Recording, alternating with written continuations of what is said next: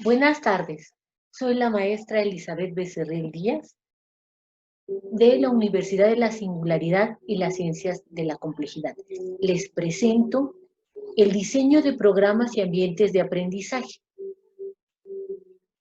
Un ambiente de aprendizaje estábamos acostumbrados a que era el aula, pero hoy estamos viviendo una nueva posibilidad. Por ejemplo, estamos aquí en un ambiente totalmente ajeno al salón de clases y estamos aprendiendo. Un ambiente de aprendizaje también me lo pueden dar objetos, canciones, pintura. De hecho, muchas de las cosas que hemos aprendido no necesariamente han sido en las aulas, también las hemos aprendido en nuestra vida. Por eso, Freire hablaba de unos conocimientos iniciales, que también son los conocimientos cotidianos, los que hemos aprendido. Aprendemos en lugares más allá de los salones, de esos espacios físicos a los que estábamos acostumbrados.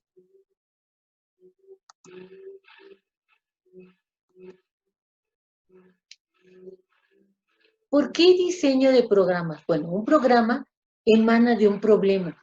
A partir de un problema es que se genera este. Tobón nos dice, de nada te sirve el conocimiento si no eres capaz de aplicarlo. Mucho hemos aprendido, pero no lo estamos aplicando. Para diseñar un programa, primero tenemos que detectar un problema. Y a partir de que se detectó ese problema, hay que ver en qué contexto se da, a quiénes está dirigido, sus características y su franja etaria. Entonces, un programa surge a partir de un problema. Una vez que hemos establecido un problema y hemos visto su contexto y las características de los individuos, entonces se hacen proyectos. Y esos proyectos, a su vez, en planes y estrategias, de las estrategias vienen las técnicas para que podamos abordar esos planes, los proyectos y ese programa para resolver un problema. Siempre en un espacio de tiempo. ¿Para qué? Para darle un inicio y un fin. Y se va evaluando constantemente. Por ejemplo, si yo hago un programa de apoyo socioemocional docente, bueno, ¿cuál es el problema? El problema es que los docentes pasamos de espacios áulicos y de una enseñanza cara a cara a una enseñanza virtual de la noche a la mañana. Eso crea angustia en el individuo. El problema es la angustia generada por el docente. ¿Cómo lo voy a abordar? Lo voy a abordar por medio de 3 planes de acción. Esos planes de acción, el primero es el reconocimiento de las emociones básicas en el docente. Muchas veces ante un problema bloqueamos nuestras emociones y somos incapaces de reconocerlas. ¿Cuál va a ser mi estrategia? Un sondeo. Ese sondeo va a ser por medio de un instrumento que es un cuestionario para saber cómo están las emociones positivas, negativas en el docente y qué intensidad tienen. Esa es la técnica que voy a usar. ¿Cuándo lo voy a hacer? Del 18 al 22 de mayo del presente año. Una vez que se haya hecho el análisis de los resultados obtenidos, voy con mi siguiente plan de acción, que es la socialización de las emociones básicas en el docente. ¿Con qué estrategia? Con una difusión de la intensidad, dirección y regulación de las 8 emociones básicas en el docente. ¿Cuál va a ser mi técnica? Mi técnica va a ser darles a conocer los resultados a los docentes y que ellos a su vez me entreguen un comentario, una reflexión o una opinión acerca del instrumento que se les proporcionó. ¿Cuándo lo voy a hacer? Del 25 al 27 de mayo del presente. En base a esa información viene el tercer plan de acción, que es coadyuva en las emociones básicas del docente. Durante el temblor del 85 se contrató un grupo de psicólogos sociales y trabajadores sociales. A su vez, ellos tenían que hablar con la gente para que pudiesen vertir las emociones de la vivencia trágica de un sismo. En este momento, con lo de la pandemia, se trata de que los docentes empiecen a hablar. Ya vieron cuáles son las emociones, ya vieron su intensidad, ya las socializamos. La tercera estrategia son cadenas de ayuda mutua por medio de tríos. Se van a seleccionar aleatoriamente tríos de los docentes de la Preparatoria Oficial 268 a fin de que empiecen a hablar acerca de lo vivido. Eso se planeó del 19 de junio al 5 de julio del presente año. Hasta este último punto les hablé de la población. Tengo que tener una población, tengo que saber a quién está dirigido y con quién voy a trabajar la solución de ese problema. Les recupero información. Un programa tiene planes de acciones, estrategias. Esas estrategias vienen las técnicas y se tiene que hacer un proceso de evaluación. Cuando yo hablo de un ambiente de aprendizaje no solo lo son las aulas, cuando ustedes se los llevan a un museo, a escuchar a una orquesta sinfónica, a ver una obra de teatro, a alguna ruina arqueológica, estamos cambiando los ambientes de aprendizaje. Aquí yo estoy trabajando un ambiente de aprendizaje virtual, pero tengo que tomar en cuenta dos elementos. La parte cognitiva, que tiene que ver con los conocimientos y su apropiación, y la parte socioafectiva. Somos seres sociales. Pichon Rivière nos dice, como seres sociales nos agrupamos y establecemos ciertos roles en el grupo. Por eso ustedes pueden ver el niño que dice chistes, el que se echa la culpa, el que hace travesuras, el que tiene todas las respuestas. Cada quien juega un rol. Y cuando esos grupos se estructuran, podemos hacer que ellos se encomienden a la realización de una tarea. Al realizarse la tarea, hay un autorreconocimiento por parte de todos los elementos del grupo. Tenemos muchas inteligencias, tenemos diferentes caracteres. Si logramos que ellos hablen desde la parte que les es fácil, de la parte que dominan, se enriquece el grupo. Uno se enriquece a partir de la mirada del otro, porque nos permite ver las cosas como nosotros no estamos acostumbrados a verlas. Los elementos que intervienen en el diseño de ambientes de aprendizaje son pedagógicos. ¿Qué enseño? ¿Para qué enseño? ¿A quién le enseño? ¿Cómo le enseño? ¿En qué contexto? ¿Bajo qué condiciones? En función de un diagnóstico. También pueden ser áulicos y aquí virtuales. Para ello tengo que tener cierto tipo de criterios cuando los ambientes son tecnológicos, que haya conectividad, que la persona tenga un celular, una tableta o un dispositivo personal, una computadora. Tengo que crear y organizar esos ambientes de aprendizaje tomando en cuenta los dos elementos que les dije, el cognitivo y el socioafectivo. ¿Por qué creen que la gente agarra y dice, quiero que me des like o no me dejes en visto? Es esa parte socioafectiva. Queremos el reconocimiento del otro. Esto se tiene que evaluar para saber si está cumpliendo o no con la función a la cual ha sido encomendado. Desde el punto de vista de los psicólogos, iremos viendo de lo más reciente los cognitivistas y lo humano. ¿Por qué? Porque la mente recepciona, procesa, almacena y recupera la información. Vivimos las cosas, nuestra mente las percibe y a partir de la percepción que tiene se detona una emoción. Si yo hablo de nivel neuronal, a nivel neuronal, cuando se hace ese enlace, se fija por un proceso que se llama mielinización. La mielinización se da por una emoción. Sí, la emoción permite ese recubrimiento. Por eso cuando usted está platicando, es que me hizo, lo vi, todavía siente esa angustia o ese enojo de por qué lo hizo, porque fue cargado con una emoción. Puede ser positiva o puede ser negativa. Y la mente procesa y almacena. Cuando recuperamos la información es porque esa información fue significativa. En general, las teorías cognoscitivistas se han desarrollado con dos aspectos fundamentales: la explicación sobre la generación o construcción del conocimiento y la organización, almacenamiento, recuperación y aplicación de este en la solución de problemas.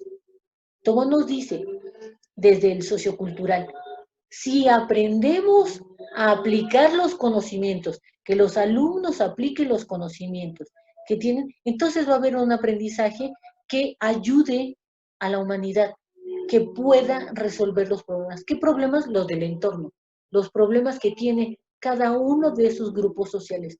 No es lo mismo que yo esté en una ciudad que en zona rural. Por ejemplo, las estrategias que se hicieron de prevención de COVID están siendo pensadas para ciudad, no están siendo pensadas para la gente de provincia o la gente rural que no tiene agua. ¿Cómo se va a estar lavando tantas veces las manos? ¿O cómo va a usar gel si no tiene los recursos mínimos de infraestructura? Me tengo que fijar en mi contexto y a partir de ahí hacer el proyecto, los planes de acciones y las estrategias. Vayamos a las teorías cognitivas del aprendizaje. Vamos a ver 6 teorías. La primera, la teoría de la equilibración de Piaget. La segunda, la teoría del aprendizaje de Vygotsky. La tercera, el aprendizaje significativo por recepción de Ausubel. La cuarta, la teoría cognitiva social de Bandura. La quinta, la teoría de Brunner del crecimiento cognitivo. Y la sexta, la teoría ecléctica o cibernética de Gagner. Piaget estudió biología. Se queda sin trabajo y se hace cargo de sus hijos. Y al hacerse cargo de sus hijos, se dio la oportunidad de estarlos observando y de estar viendo qué características tenían. Él es uno de los precursores de la teoría cognitiva y le interesaba el procesamiento del pensamiento humano y empezó a establecer ciertos tipos de test de inteligencia para ver cómo asimilaba el individuo. La teoría de la equilibración de Piaget señala que la inteligencia consiste en mantener una constante adaptación de los sistemas del sujeto al mundo en el que se desenvuelve. No es lo mismo, el bebé primero se equilibra su cabeza, se puede sentar, después empieza a gatear, empieza a crear estrategias para adaptarse a ese mundo, se para y empieza a dar sus primeros pasos. Es un proceso constante de pérdida y de adaptación. Sin embargo, no considera que el aprendizaje es motivado únicamente por el medio ambiente, al cual el individuo debe adaptarse, sino más bien por un proceso denominado equilibración, el cual es una tendencia innata de los individuos a modificar sus esquemas de forma que les permita dar coherencia a su mundo. No es lo mismo un niño porque aprende a mentir. Aprende a mentir porque sabe que si dice la verdad va a ser regañado. También aprendemos no solo a adaptarnos al mundo físico, también nos adaptamos a ese mundo social. Así el aprendizaje puede ser motivado por una situación de desequilibrio o incongruencia entre las estructuras internas o conocimientos previos y una situación o realidad presentada relativamente novedosa. Muchas veces tenemos un conflicto entre lo que quiero hacer y que no puedo hacer. Eso me va a causar un desequilibrio. Los conocimientos previos son los que vienen de mi cotidianidad, por eso yo los llamo conocimientos cotidianos. Y se confrontan con esa realidad presentada y a partir de ahí viene ese proceso adaptativo. El proceso de equilibración tiene dos partes fundamentales. la asimilación y la acomodación. La asimilación tiene lugar cuando una persona interpreta una nueva experiencia. Cuando usted nunca ha probado, por ejemplo, vino tinto y lo prueba, le sabe amargo. Sus papilas gustativas no están adaptadas. Es una nueva presencia, es una nueva experiencia. Y las estructuras previas dicen, sabe amargo, no es tan rico. Tiene que ver con los conocimientos cotidianos, con esos conocimientos previos. Esos los vamos a integrar con nuevas estructuras. En este caso, no se crea un nuevo esquema, sino que se utiliza uno anterior para comprender la información. Es decir, tomamos algo que ya sabíamos y a partir de ahí empezamos a entender lo nuevo que está surgiendo. La segunda parte es la acomodación. La acomodación ocurre cuando una persona modifica sus estructuras conceptuales previas para responder a algo o adaptarse. La acomodación no implica modificar los esquemas previos, sino darle una interpretación a los conocimientos nuevos que está construyendo.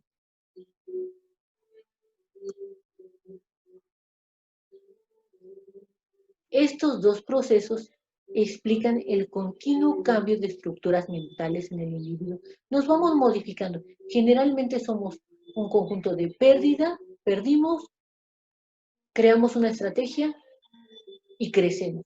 Cuando el sujeto aprende, lo hace modificando activamente sus esquemas a través de las experiencias o bien transfiriendo esquemas ya existentes o situaciones nuevas, por lo cual la naturaleza del aprendizaje va a depender de lo que el sujeto ya posee.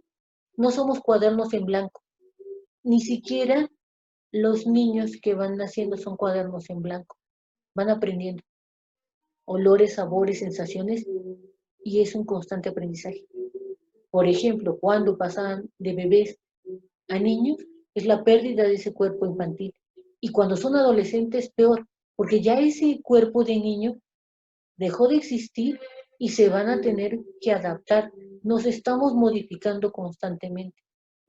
De acuerdo con la postura de Piaget, el mundo carece de significados propios y somos nosotros más bien los que en realidad proyectamos nuestros propios significados sobre una ambigua realidad.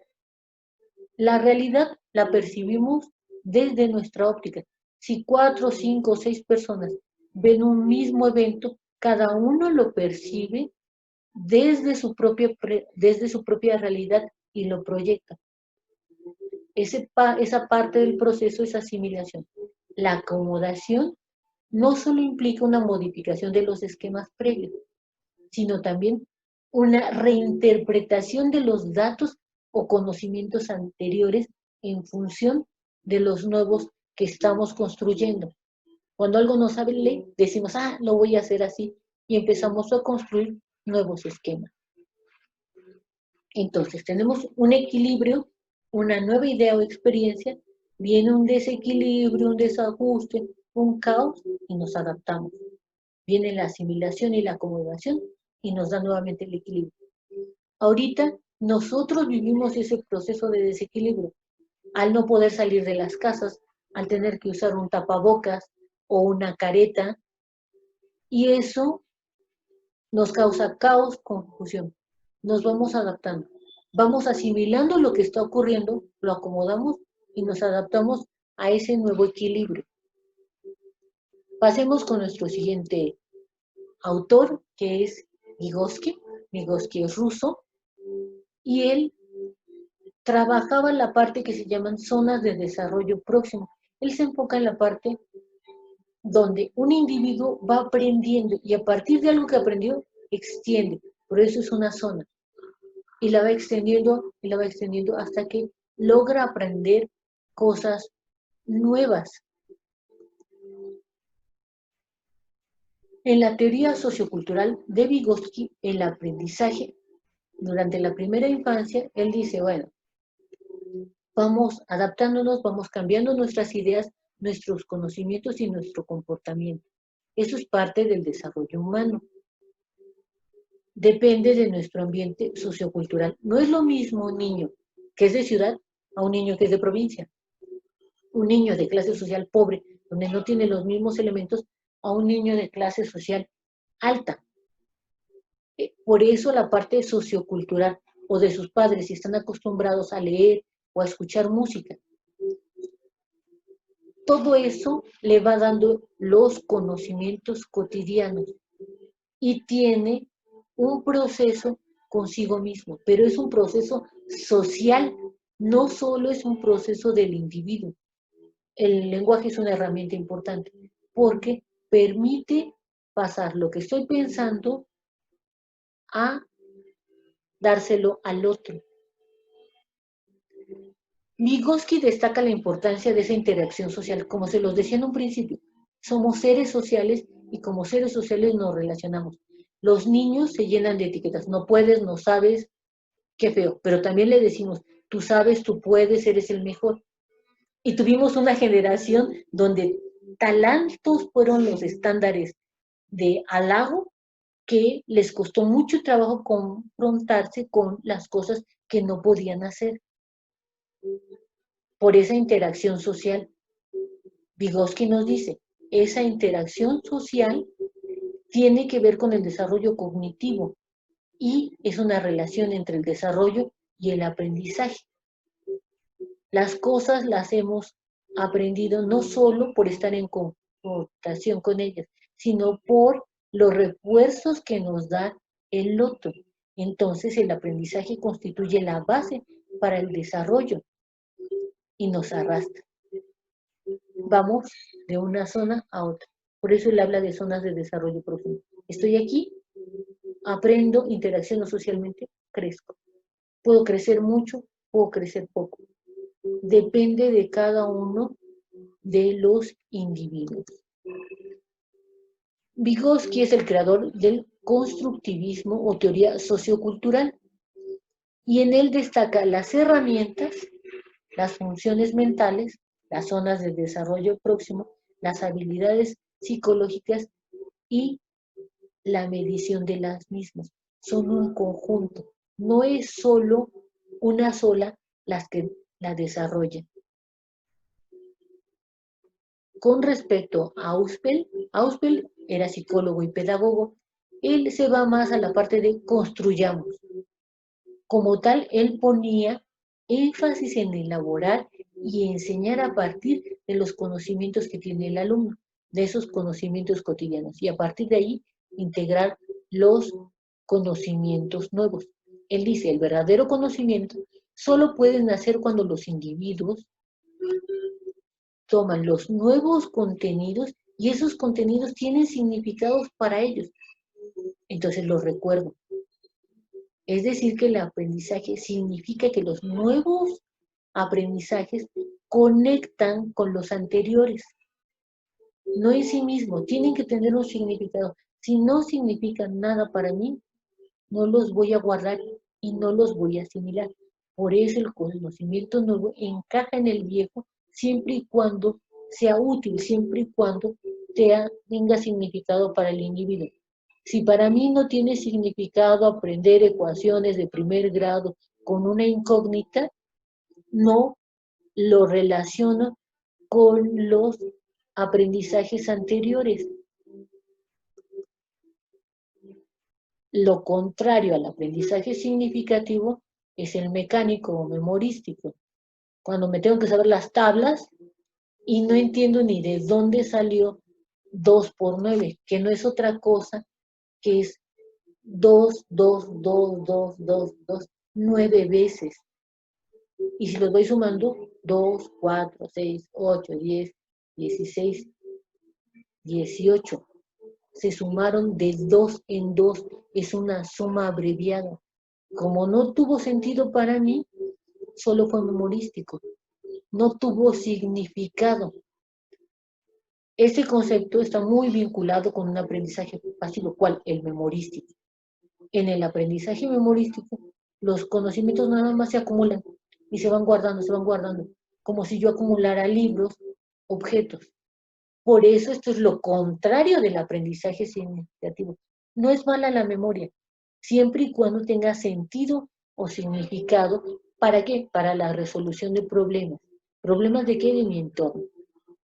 Los tipos de aprendizaje significativos son tres. Es el aprendizaje de representaciones, el aprendizaje de conceptos y el aprendizaje de proposiciones. En el primero es el significado simbólico asociado a la parte concreta y objetiva de la realidad.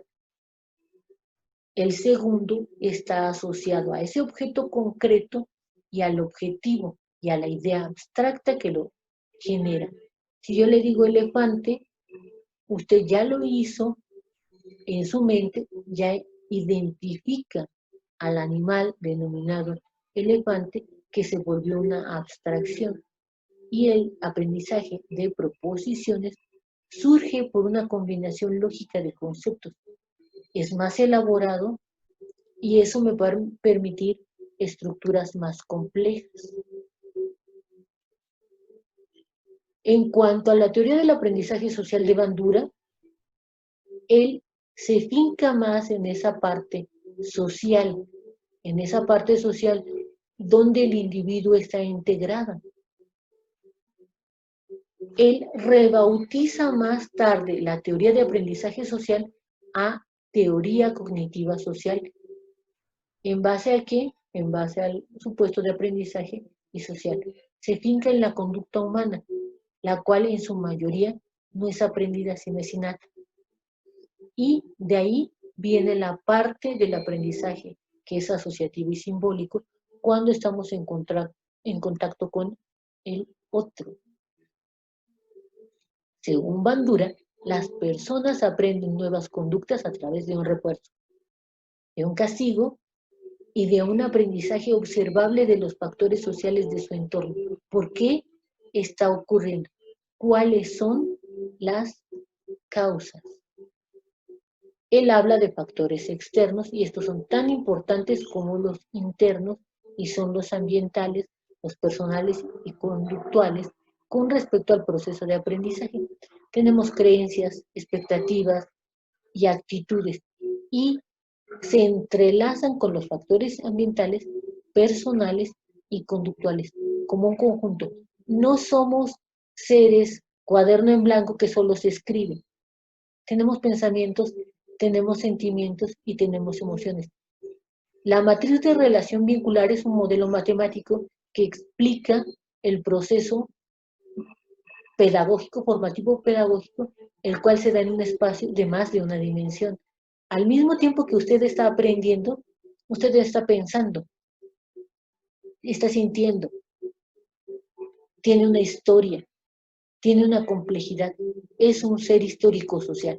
Cuando ponemos a varios alumnos al mismo tiempo, cada uno de ellos es un ser histórico social con, con un carácter, con una personalidad. La matriz de relación vincular me habla de ese proceso del espacio multidimensional de la pedagogía. La teoría de Brunner se basa en el crecimiento cognitivo. Él también es uno de los psicólogos que se dedicó a estudiar y él habla de tres cosas. A ver, una cosa es el aprendizaje. El aprender es un producto activo, es social, en el cual el estudiante construye nuevas ideas o conceptos basados en un conocimiento actual, los conocimientos cotidianos. ¿Cómo lo hizo el maestro? Y cuchicheamos y le preguntamos al otro. Ese es un acto social. No copies. El no copies es no adquieras ideas o experiencias del otro. El estudiante selecciona la información, origina hipótesis y toma decisiones. En el proceso de integrar las experiencias en sus construcciones mentales ya existentes. Nosotros, en ese rol docente o de instructor, debemos animar al estudiante a que descubra por sí mismo. El instructor y el estudiante deben engancharse en un diálogo activo. Ellos co-construyen.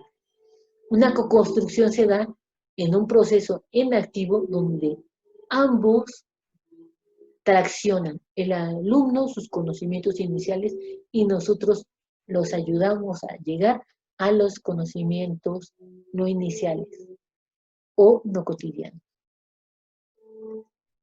Él nos habla de pensar, conocer y explorar y cómo se van relacionando esas informaciones.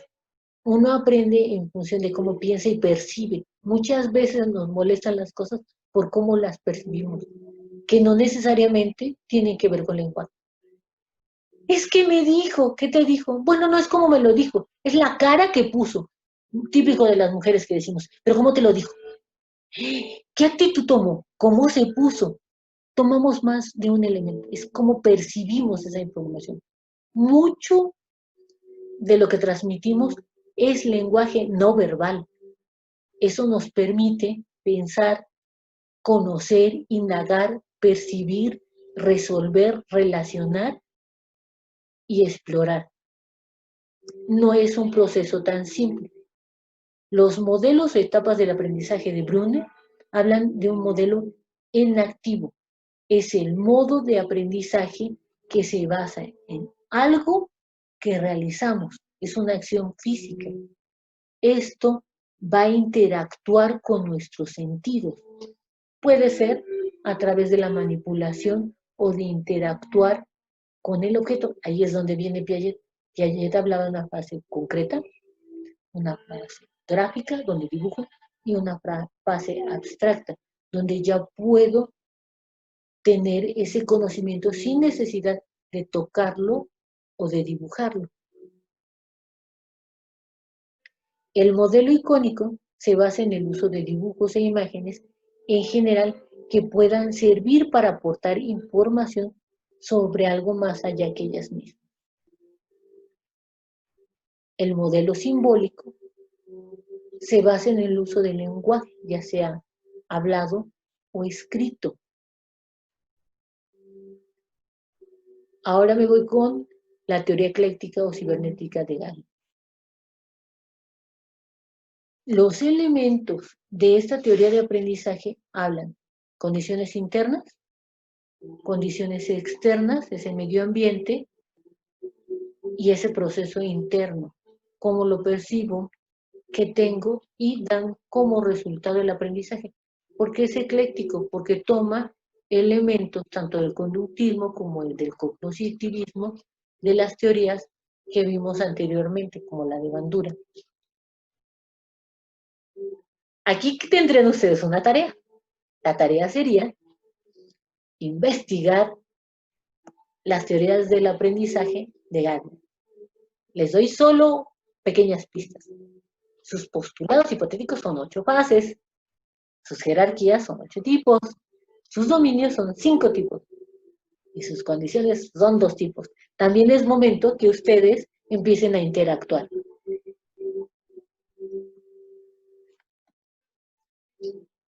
Voy a regresar a la pantalla inicial para continuar con la explicación. Ya me dejó regresar. Ok. Entonces recopilo información. La materia de diseño de proyectos de ambientes de aprendizaje tiene que ver con detectar un problema, a partir de ese problema establecer planes de acciones y estrategias para resolverlo en más de un espacio, tomando en cuenta las distintas teorías de aprendizaje. Seguiré con ustedes. Muchas gracias.